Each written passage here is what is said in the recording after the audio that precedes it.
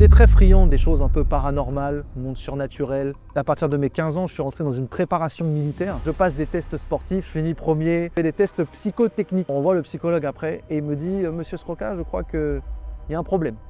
Soit vous êtes attardé, soit vous avez…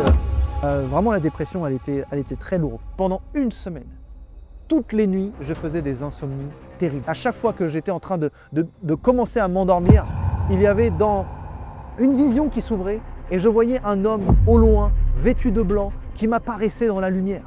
Ça m'a vraiment troublé, ça m'a vraiment déstabilisé encore plus. Je suis allé dans le royaume de Dieu en vision, j'ai vu des anges, j'ai vu des esprits, j'ai vu des démons, j'ai vu des choses qui se passent dans ce qu'on appelle la nuée des témoins. Bonjour, je m'appelle Aymeric Sroka, j'habite actuellement en Normandie, en France. Je suis serviteur de Dieu dans un ministère prophétique. Voici mon témoignage.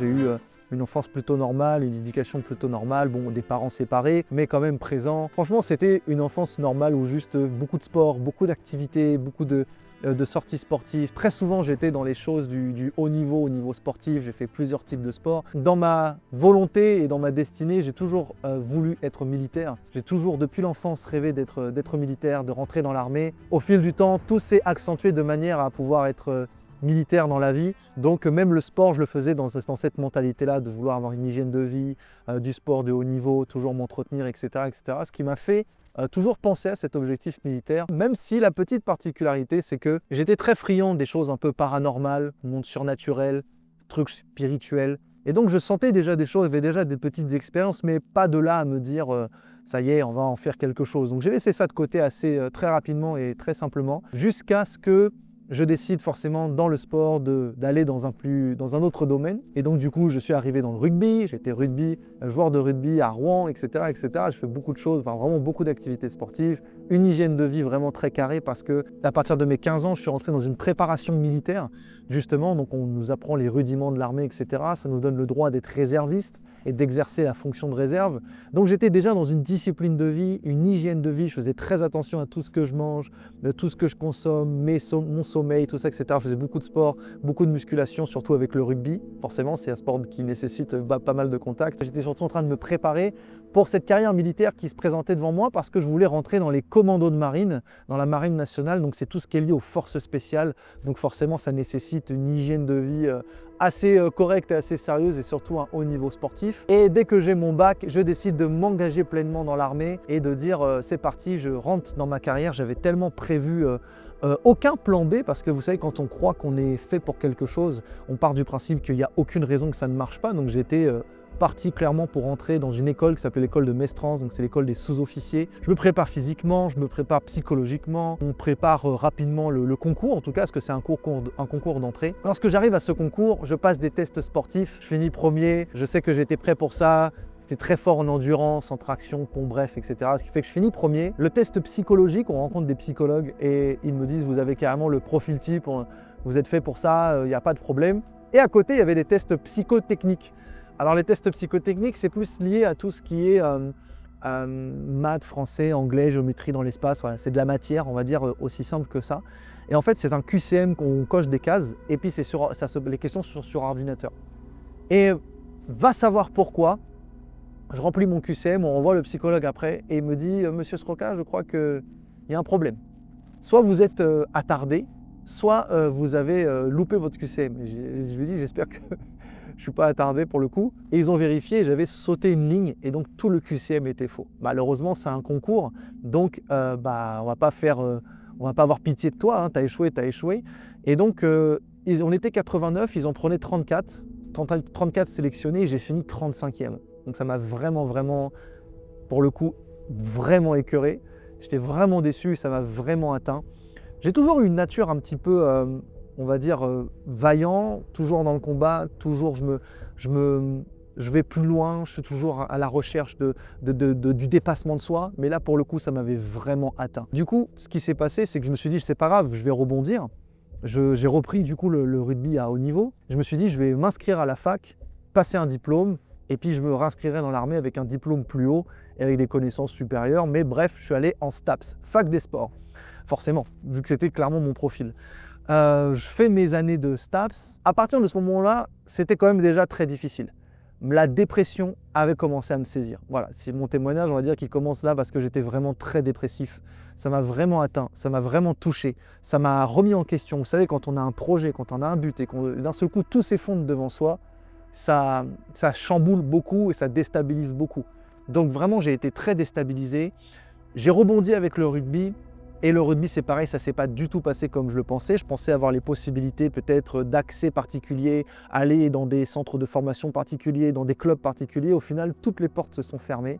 La Fédération française de rugby m'a transmis l'information, entre guillemets, que j'étais difficilement achetable pour certains clubs par rapport à certains palmarès que j'avais eus dans le cadre de certains moments, en tout cas de ma faible carrière rugbystique. Et donc, toutes les portes se ferment. Et puis je me retrouve à devoir jouer entre guillemets du rugby dans un club qui est à un niveau pas auquel en tout cas j'espérais aller. Et donc ça me remet un coup, ça me remet vraiment un coup par-dessus et je me dis mais tout s'effondre, ma carrière militaire c'est pas fait comme je voulais. Alors ça ne veut pas dire que c'était déterminé, ça voulait pas dire que c'était fini, j'aurais pu me représenter l'année d'après. Mais pendant un an, tu fais quoi? Donc je me suis dit je vais pas rester à rien faire, je vais m'inscrire à la fac, faire STAPS, faire du sport. Et en même temps, je ferai du rugby. Mais ce mélange-là, de retourner aux études, voilà, je ne suis pas très quelqu'un qui a énormément aimé l'école, aimé la scolarité, même si ça s'est passé, on va dire, plutôt normal, forcément, ça m'a touché. Et cette dépression m'a vraiment atteint. Mon corps, entre guillemets, qui était très, très athlétique, d'un seul coup, j'ai commencé un petit peu à me relâcher, laisser pousser la barbe, laisser pousser les cheveux. Vraiment, je ressemblais à plus rien du tout. Ce qui s'est passé, c'est que forcément, j'ai un ami de rugby, qui m'a parlé de Jésus. Je me rappelle, on était partis en voiture dans Rouen, en Normandie. On est parti manger un vieux kebab là, pas très bon. Je m'en rappelle encore. Et il m'a parlé de Jésus. Il m'a dit, tu sais, tu n'as pas besoin d'une aide physique, tu as besoin d'une aide spirituelle. Et je lui ai dit, mais qu'est-ce que tu me racontes? Parce qu'effectivement, je n'ai pas de racines chrétiennes, je ne suis pas né dans une famille chrétienne, mon père n'est pas chrétien, ma mère elle est catholique d'origine, mais pratiquante comme elle le faisait selon sa propre conviction, mais elle ne nous l'a jamais imposé, donc aucune culture chrétienne, ni d'église, ni rien, quoi que ce soit, peut-être oui, bébé baptisé, même pas de catéchisme, rien du tout. Ça m'a amené à lui poser cette question, mais qu'est-ce que tu me racontes? Qu'est-ce que tu vas me parler de spiritualité? Je connais un peu les choses spirituelles, mais pas de là à me parler de Jésus-Christ. Jésus-Christ, pour moi, c'était une date. Avant JC, après JC, ça va pas plus loin. Il m'a parlé de Jésus, m'a prêché l'évangile, mais j'étais pas très réceptif, sauf qu'il m'a laissé une phrase. Il m'a dit, tu sais, un jour, que tu le veuilles ou pas, tu vas mourir et tu te retrouveras devant Dieu. Et lorsqu'il m'a dit ces choses, il m'a dit surtout, je prie que tu sois du bon côté. Je lui ai pas dit sur le moment, mais ça m'avait touché. Sa parole, elle m'avait touché, elle m'avait fait quelque chose, j'avais senti quelque chose. Et à partir de ce moment-là, ma vie a littéralement changé. Je suis rentré chez moi et pendant une semaine, j'ai passé la pire semaine de toute ma vie. La semaine qui est en même temps mélangée par la dépression, les angoisses, le stress.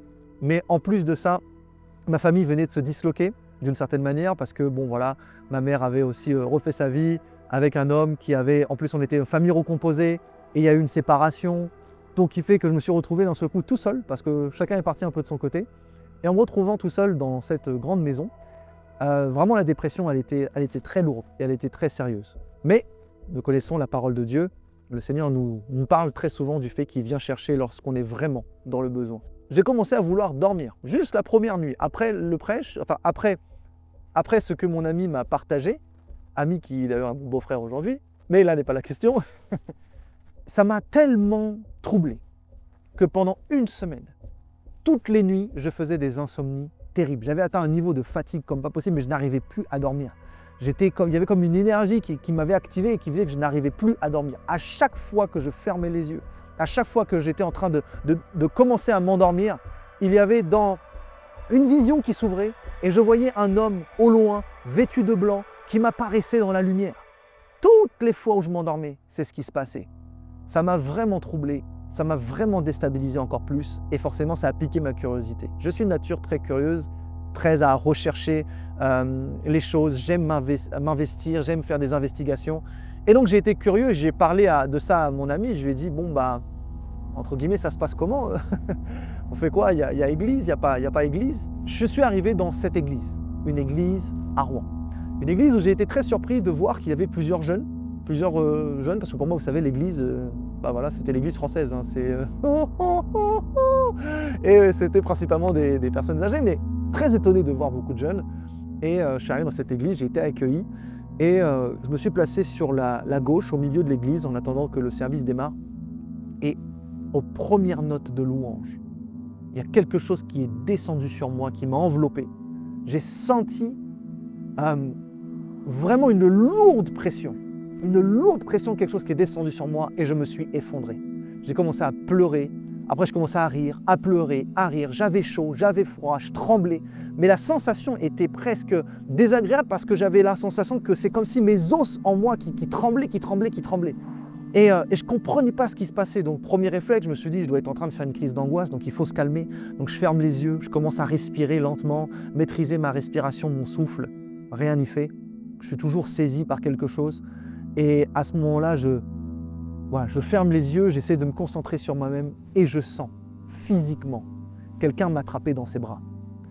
À ce moment-là, je me dis à tous les coups, c'est sûrement une personne de l'église. Dans mon témoignage, quand je partage mon témoignage ailleurs, je l'appelle Mamie Colette, parce que je me dis à tous les coups, ça doit être une dame qui m'a vu pleurer, puis qui a dû vouloir dire « Oh, on va aller consoler le petit ».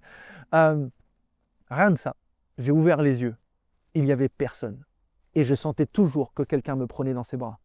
À ce moment-là, le verrou de mon cœur a sauté et ça m'a fait clairement sentir Dieu est là, Dieu est vivant, il vient de te toucher et c'est lui qui te saisit dans ses bras d'amour. Je me suis encore plus effondré parce que j'ai senti Dieu et c'était comme quelque chose qui était évident pour moi. C'était devenu une évidence. Dieu existe, Dieu est là. Mon cœur ne pouvait pas dire autre chose que Dieu est là et Dieu existe.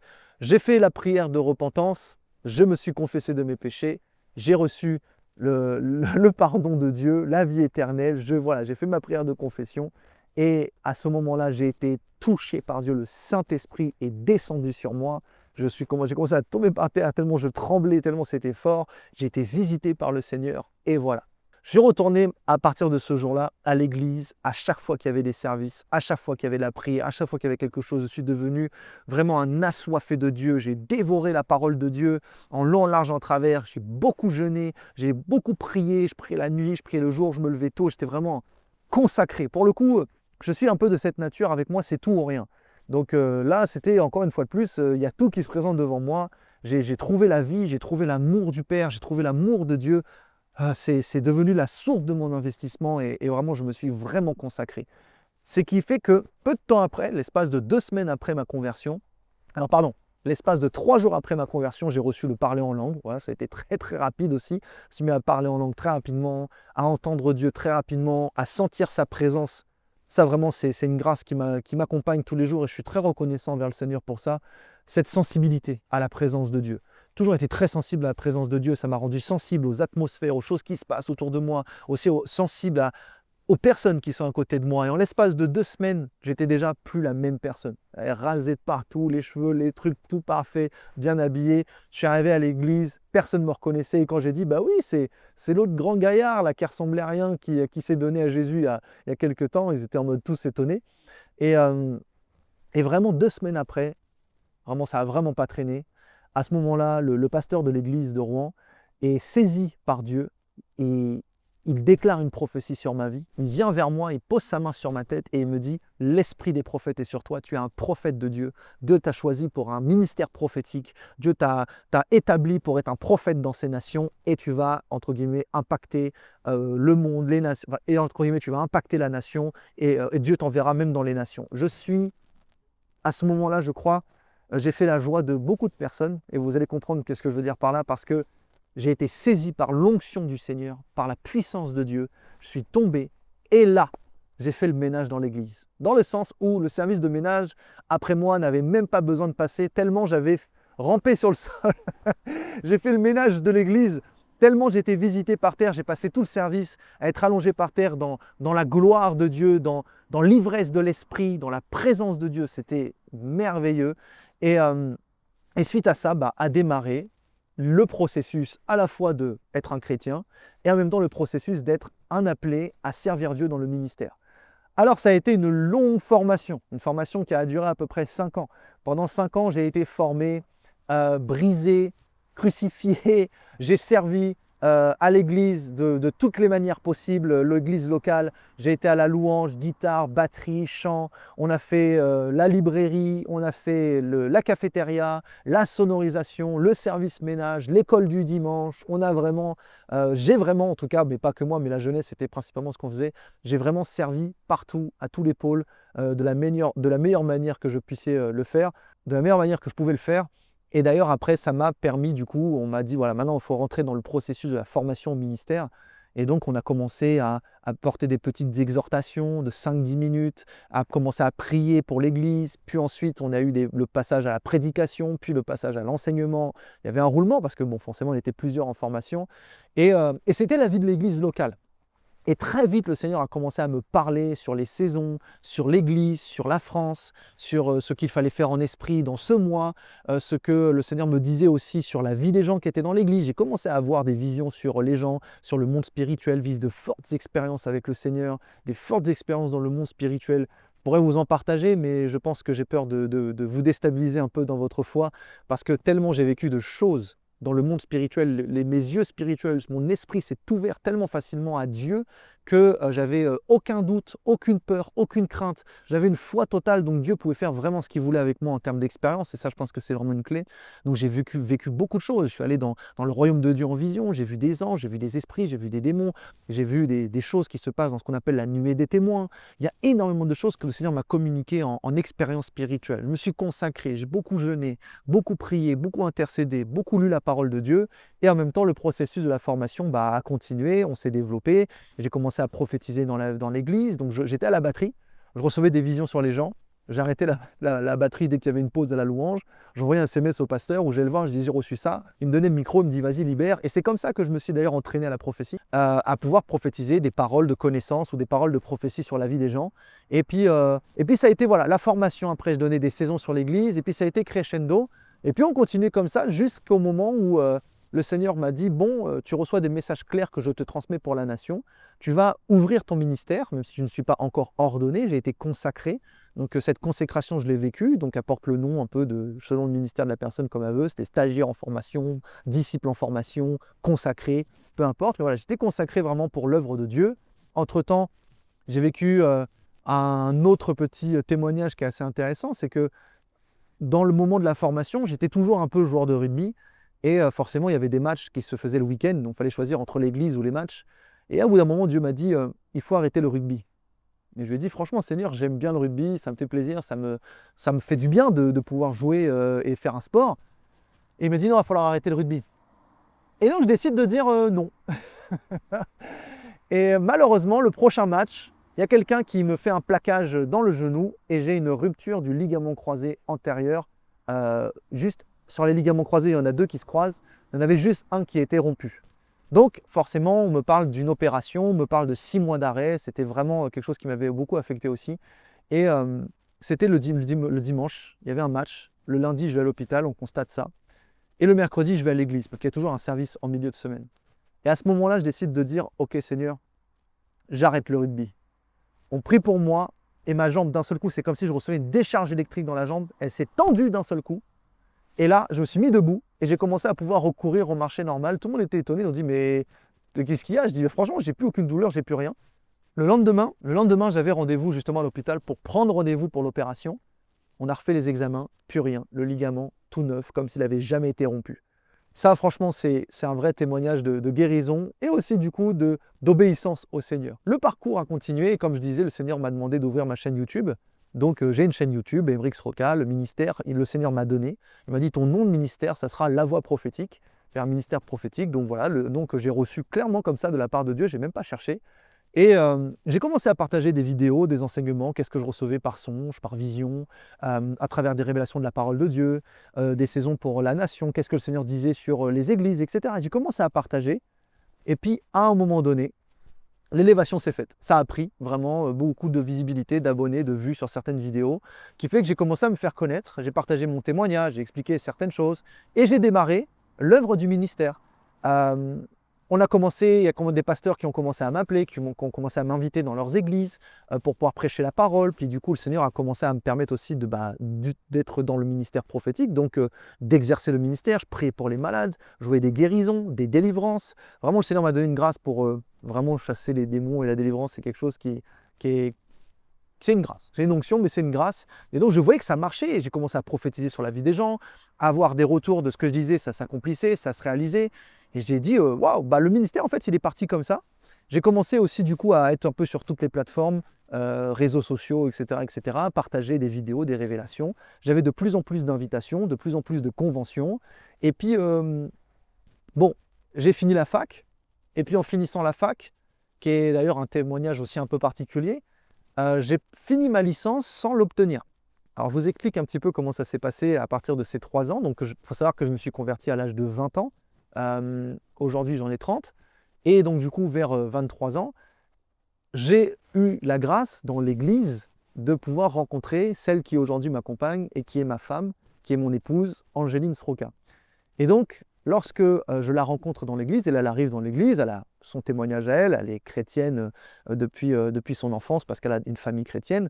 Et donc, elle a déjà vécu beaucoup de choses dans la vie de l'église. Moi, je n'ai pas trop vécu de choses dans la vie de l'église, mais j'ai quand même vécu pas mal de choses qui ont fait vraiment partie de la formation pour briser le soi et le caractère. Mais là n'est pas la question.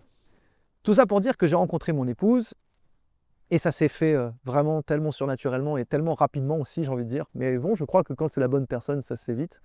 Et en fait, en l'ayant rencontrée, après ces 3 ans, pendant cette période-là, j'ai rencontré mon épouse qui est arrivée à l'église. Parce que moi, effectivement, je me suis converti à 20 ans. Donc, c'était en 2016. Et puis, voilà, elle est arrivée quelques années après. Et elle est arrivée dans cette église. Et donc, quand elle est arrivée dans cette église, on s'est rencontrés. Et vraiment, ça a été très surnaturel. Parce que elle a reçu de Dieu que j'étais l'homme qu'il lui fallait. Mais même elle sortait d'une situation un peu difficile personnelle, mais bon, c'est son témoignage. Elle qui a toujours été aussi dans une famille chrétienne, donc elle a vécu beaucoup de choses dans l'église. Et moi, au contraire, moi, j'ai que vécu cette vie d'église-là. Et donc, du coup, je me rappelle à la fin d'un service, un service dans lequel je prêchais justement, elle est venue me voir et elle me dit, mais est-ce qu'on se connaît? Et moi, pour moi, non. Donc du coup, je lui ai dit, je dis, moi, je te connais pas. Est-ce qu'on se connaît de la fac? Est-ce qu'on se connaît du sport ou de rond, etc. Elle me dit, non, je t'ai jamais vu, etc. Mais j'ai vraiment la sensation de te connaître depuis toujours. Et c'est comme ça que notre couple, entre guillemets, il s'est formé. Parce que forcément, c'est une très belle femme. Et moi-même, elle a piqué ma curiosité. Et d'ailleurs, je lui ai dit, si tu m'as pas vu, tu as peut-être vu mon ange. Bon, j'ai fait une parenthèse prophétique pour juste dire que oui, les anges, des fois, l'ange, en tout cas, qui est attribué à votre vie, il vous ressemble. On a un exemple d'ailleurs dans la parole de Dieu. L'apôtre Pierre est sorti de prison, il se présente à la porte de ses disciples, on lui ouvre, et puis on va dire aux autres disciples, Pierre est de retour. Et les gens ils disent, non, tu as dû sûrement voir son ange. Donc si ils sont conscients que voir l'ange, c'est voir la forme de Pierre, ça veut dire que l'ange qui est collé à nous, il nous ressemble aussi un petit peu. Bref, ça n'est pas la question. Et ça l'a fait rire, mais ça la percute. Et puis on commence à s'échanger des messages, on commence à s'envoyer des romans là, de 8 km pour tout raconter n'importe quoi. Et puis au bout de, je crois, une semaine et demie, premier date, on va aller manger au restaurant. Et puis moi j'étais dans une démarche juste voilà, on va parler. Et puis franchement, au bout de 5 minutes de discussion, elle m'arrête. Elle me dit, bon alors, t'es là pourquoi? Ça m'a bloqué. Je lui ai dit, écoute, moi je suis là pour faire connaissance et puis voir où ça nous mène. Donc j'ai été clair bien sûr dans mes intentions et elle-même aussi. Donc ça a démarré, on a fait connaissance et puis voilà, ça a été très vite. Allez, côté un petit peu romantique, on est sorti du restaurant, il commençait à pleuvoir. J'ai commencé à danser avec Angéline, puis j'ai commencé à chanter parce que écoutez, Dieu m'a donné le talent de chanter, je chante, c'est tout. Et puis je commençais à chanter la chanson qui dit I'm singing in the rain. C'était tout romantique, tout mignon, tout plein. Et puis c'est comme ça aussi qu'on a décidé d'officialiser un peu les choses. On s'est resté un peu secret. On a eu des turbulences dès le début, faut pas se mentir, parce que dans le cadre de la formation, voilà, le diable après il vient semer tel truc. Et puis elle avait reçu de Dieu que c'était clairement mon épouse, mais moi je l'avais pas encore reçu et j'étais un peu religieux dans cet état d'esprit. Non, Dieu, faut que tu me parles, faut qu'absolument ça soit elle. Si tu me parles pas, ça peut pas être elle. Donc j'ai cherché la voix de Dieu et je ne l'ai jamais trouvée à ce moment-là. Et donc, ce qui fait qu'on a commencé à avoir des tensions. En plus, moi, j'étais dans une phase consécration à fond. Et puis, bon, elle avait envie qu'on se voit. Et puis, des fois, je dis non, on se voit pas. Moi, je prie, moi, je jeûne, moi, ceci, moi, cela. Franchement, sur le coup, j'ai vraiment pas été très cool. Des fois, je lui disais, viens, on se donne rendez-vous. Elle arrivait au rendez-vous. Et puis, bah, moi, je dis non, je suis désolé, j'ai pas pu sortir. J'étais en prière. Franchement, aujourd'hui, je me dis, elle a été vraiment, vraiment très, très patiente. Tout ça pour dire que, en fait, quand on se... Là, je fais un petit flashback en arrière, hein, ça se passe entre 2020 et 2025, tout ça. Mais ce qui s'est passé, c'est qu'on a eu une petite turbulence, on a eu une petite séparation, parce que franchement, je pense que c'était dur pour elle. Et puis elle a dit, bon, allez, moi j'arrête les frais, le gars il s'investit pas trop, il est à fond avec le Seigneur, moi aussi je cherche Dieu, on va pas se prendre la tête. Au bout d'une semaine, je me suis rendu compte qu'elle me manquait, je me suis rendu compte que j'avais des sentiments, je me suis rendu compte qu'elle me plaisait beaucoup et que j'aimais cette relation qu'on avait au démarrage avec elle. Et puis on s'est retrouvés dans un endroit commun, parce qu'en plus elle est arrivée dans cette église qu'elle avait plutôt appréciée, donc forcément on se revoyait les dimanches, mais on se reparlait plus trop. Au bout d'une semaine, on se retrouve dans un événement commun entre jeunes, et puis quand je la vois, ça me fait le déclic, et je me dis non, c'est pas possible. Pas possible, je pense que vraiment c'est elle. Et je décide de lui parler, on se décide de parler, j'étais déjà prêt, je dis moi je veux voir tes parents et tout. Je veux vraiment que ça soit sérieux, etc. Donc elle m'avait dit ok, tranquille et tout. Et puis là, on passe un peu de temps ensemble, on se met à prier. Et puis d'un seul coup, j'entends le Seigneur. Parce que je dis Seigneur, moi personnellement, je fais cette prière, je dis moi Seigneur, par la foi, je m'engage. Et je pense que c'est elle, je pense que tu l'as envoyée sur ma route et j'y vais. Et si c'est pas elle, tu feras en sorte que nos chemins, tu nous expliqueras qu'en gros c'est pas elle et que voilà, c'est pas fait pour ça. Et à ce moment-là, le Seigneur me parle et il me dit oui, c'est elle. Et là, j'ai compris que le Seigneur attendait juste de moi un pas de foi. Des fois, il faut juste faire un pas de foi. Arrêtons d'être religieux et de croire que des fois Dieu va tout nous dire. Il faut avoir la foi et s'engager. Et donc c'est parti. Et puis on a commencé à programmer le mariage parce que oui, ça faisait peut-être 2-3 mois à peine qu'on avait vécu cette petite chose-là. Elle a commencé à parler de moi à ses parents. Ses parents ils m'ont dit ok, on le verra au printemps parce que c'était vers la période de l'hiver. Et puis, le temps est passé, j'ai vu ses parents. 1 an est passé, voilà, on s'est vus, on allait manger, on sortait, etc. Et puis, forcément, on prépare le mariage, elle s'engage dans le mariage, je dis oui, je vais le faire. Je suis parti voir son papa, j'ai demandé la main de son père. Alors, même pire que ça, on a acheté la bague. Alors, nous, on a fait simple, je lui ai dit, tu veux laquelle? On a pris une qui était dans nos budgets, qui était abordable. Et puis, je voulais absolument qu'elle ait quelque chose qui lui convienne, qui lui plaise, qui est à la taille de son doigt. Je voulais pas faire genre, je prends un anneau qui, au final, lui va au pouce. Donc, je voulais être sûr que ce soit la bonne taille. Et donc, on a choisi la bague ensemble. Je l'ai gardée, je l'ai cachée quelque part. Des fois, elle me disait, je peux la voir? Je disais, non, tu la verras quand il faudra la faire sortir. J'ai demandé la main de ma femme à son père. Et puis ça s'est fait. Et puis, j'ai encore attendu. J'ai attendu encore plusieurs mois. Elle ne comprenait pas. Elle disait, mais on a déjà parlé mariage, il a déjà demandé ma main à mon père. Et qu'est-ce qu'il attend? Et puis, j'attendais peut-être juste le bon moment, ou le courage, ou l'audace d'y aller franco. Et puis, à l'église, un jour, petite surprise, je prêche la parole le dimanche matin. Et à la fin de mon prêche, j'avais fait une petite magouille aussi avec l'équipe et le pasteur. Et à la fin de mon prêche, je fais dire au pasteur, oui, je veux vraiment qu'Angéline puisse venir avec moi pour qu'on puisse prier pour le peuple de Dieu. Et puis Dieu avait joué le jeu pour vous dire, parce qu'elle avait reçu quelque chose dans son cœur, en mode j'ai quelque chose à partager. Et donc moi je l'appelle, et on n'avait même pas prévu que je l'appelle, et donc moi je l'appelle pour venir. Donc elle est étonnée, elle se dit ah oui c'est vraiment de Dieu, j'ai reçu quelque chose, on ne s'est pas concerté, en plus il m'appelle pour en parler, c'est magnifique. Et donc je lui dis vas-y, mets-toi sur l'estrade devant tout le monde, lève les mains. et en fait moi derrière on me passe bague, bouquet de fleurs, tout ça, je me mets à genoux, je tape sur l'épaule, elle se retourne, et là elle bloque, et elle fait oh et elle recule, et elle se met la main sur la tête, et elle me regarde, elle me dit mais qu'est-ce que tu fais? Et moi j'ai dit mais je suis quand même à genoux là, tu vois, donc allez viens. Donc elle est toute touchée, elle est toute étonnée, tout ça, etc. Et on me donne le micro et je la regarde et je dis est-ce que tu veux m'épouser? Donc elle accepte, voilà, devant l'église, devant tout le monde. C'était très spirituel parce qu'en fait on a mis notre mariage sur l'autel, ce qui fait qu'aujourd'hui on est tous les deux serviteurs de Dieu, on est tous les deux à plein temps pour le Seigneur, on sert le Seigneur là dans la mission dans laquelle il nous envoie, et c'est vraiment une grâce. Alors du coup, je continue le témoignage parce que je voulais expliquer ça, parce que suite à ça, il faut savoir que lorsqu'on a programmé le mariage tombait sur le jour des partiels, des examens. Donc en fait, c'était un peu compliqué. Si tu ne te présentes pas au partiel, eh ben, tu es considéré comme absent et donc forcément ton année elle saute. Donc moi j'ai quand même fait ma 3e année et le mariage qu'on a prévu, il tombe sur les partiels de ma licence STAPS et au final j'ai compris que le Seigneur ne voulait pas que j'ai cette sécurité dans ma vie.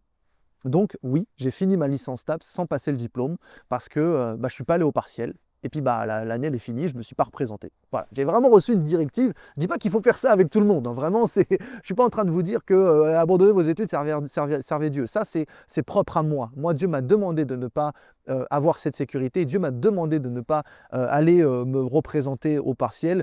Alors qu'à d'autres, je leur dirais, mais finis tes études, va à fond dans tes études, bâtis des entreprises, fais tout ça. Mais je pense que c'est juste lié à mon appel où le Seigneur m'a appelé à plein temps. Vous savez, dans l'appel, on n'est pas tous appelés à être au plein temps. Des fois, il y a des pasteurs ou des hommes de Dieu qui vont avoir un travail séculier à côté, ils sont salariés de l'entreprise. Il y a d'autres hommes de Dieu qui vont bâtir des entreprises. Et il y a des hommes de Dieu qui sont appelés à être au plein temps et vivent de l'évangile, vivent par la foi. C'est une réalité biblique. Donc moi, ça faisait partie de ma destinée, donc je suis rentré dans ce plan. Donc j'ai commencé à trouver un petit job alimentaire.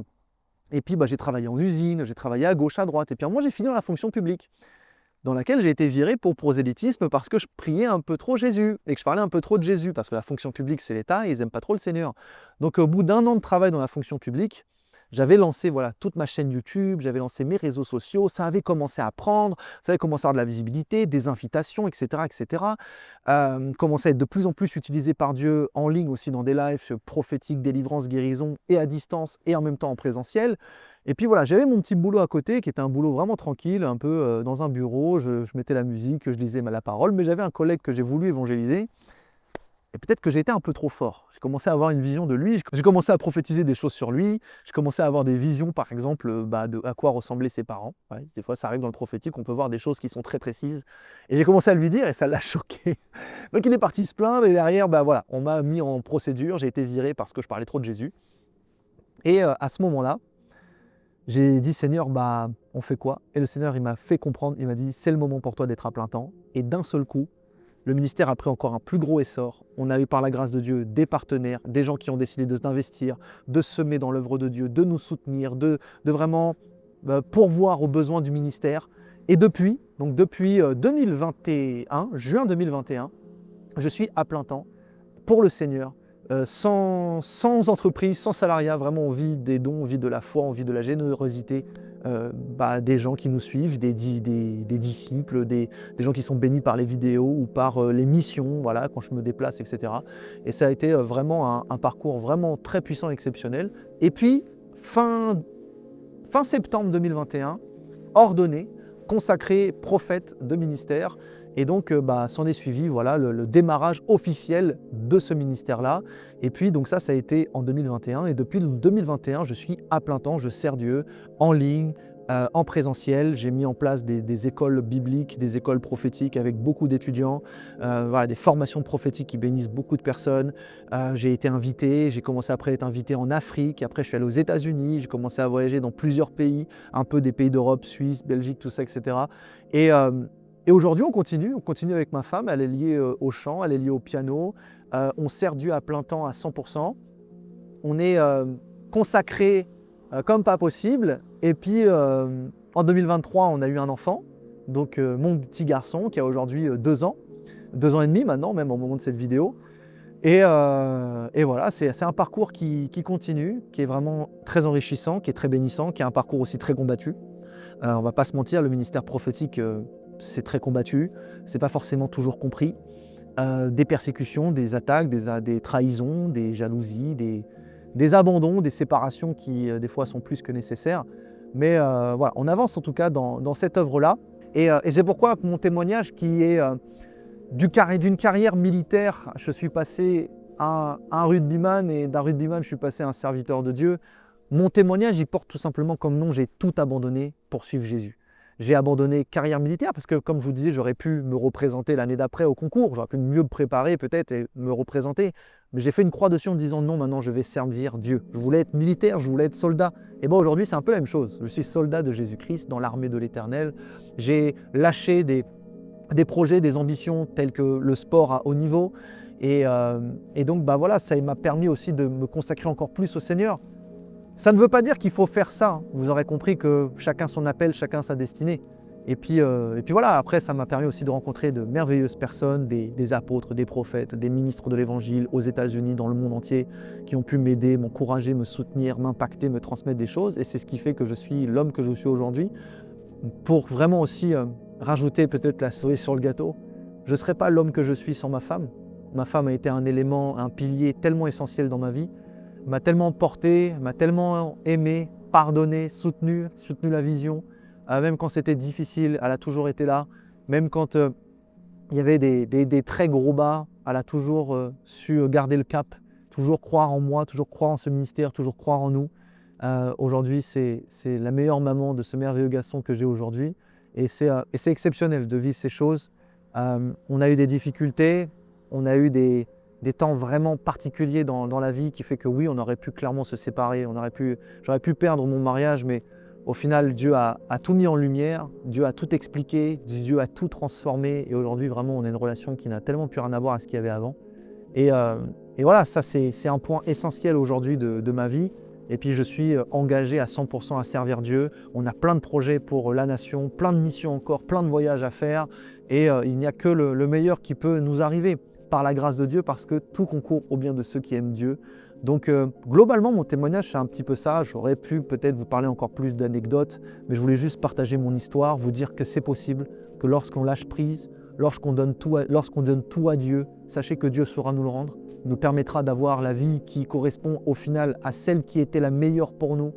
Dieu prend soin de ceux qui le servent, Dieu prend soin de ceux qui le cherchent, Dieu prend soin de ceux qui sont intéressés par les intérêts de son royaume. Et voilà, aujourd'hui, je suis un ministère prophétique en France, avec une certaine visibilité, un certain impact. Je voyage dans le monde entier, je prêche l'évangile, on guérit les malades, on chasse les démons, on convertit un maximum de personnes parce que c'est la mission, sauver les âmes, sauver les âmes, sauver les âmes, sauver les âmes. Et puis on a des merveilleux projets d'implantation et de tout un tas de choses que l'on peut faire. J'ai des écoles prophétiques en ligne. Aujourd'hui, je suis moi-même un peu conducteur spirituel. Je forme des disciples à rentrer dans le ministère, un groupe de beaucoup de personnes qui suivent, qui sont disciples du ministère que je porte et qui veulent être formés dans le prophétique, qui veulent découvrir le prophétique et qui ont un appel à servir Dieu. Voici à peu près où j'en suis aujourd'hui dans ma vie. Après 10 ans de conversion seulement, ouais, on pourrait dire 10 ans c'est beaucoup, mais je n'ai pas 10 ans de ministère, j'ai seulement 10 ans de conversion. Et aujourd'hui, on est à plein temps et on voyage dans le monde pour Jésus. Et je pense que c'est merveilleux. Voici mon histoire. Elle était simple, courte. J'espère qu'elle est impactante. J'espère qu'elle bénira votre vie. J'espère qu'elle peut vous redonner de l'espoir. J'espère qu'elle peut vous donner envie aussi de servir Dieu pour vous montrer que oui, Dieu a des plans pour nous. Ils ne sont pas des fois toujours ceux auxquels on espère, mais dans tous les cas, ils sont forcément bons. Ils sont forcément les meilleurs. Et comme je l'ai dit, si vous vous occupez des intérêts du royaume de Dieu, il s'occupera de votre vie. Voilà, c'était Emeric Sroka. Je voulais simplement vous bénir. Que Dieu vous bénisse. Encore merci pour votre écoute. Un shalom. Et puis que Dieu fasse sa volonté dans votre vie. C'est tout ce que je souhaite.